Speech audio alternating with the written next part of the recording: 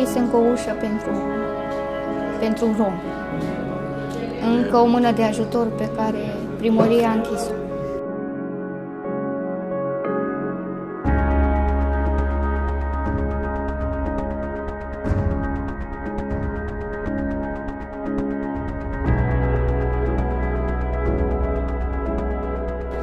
Eu nu știu, dar probabil vor să facă în așa fel încât să plecăm noi de bunăvoie, să nu fim obligați să plecăm, să nu ne mai oblige ei să plecăm și să plecăm singuri.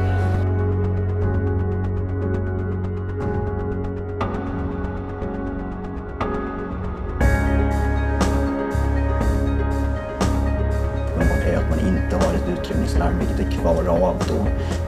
Och man bor väldigt många fler än vad vi bedömer är lämpligt. Man bor 68 personer då, i ett och samma rum, och det blir ganska snabbt en kaotisk situation då, bedömer vi.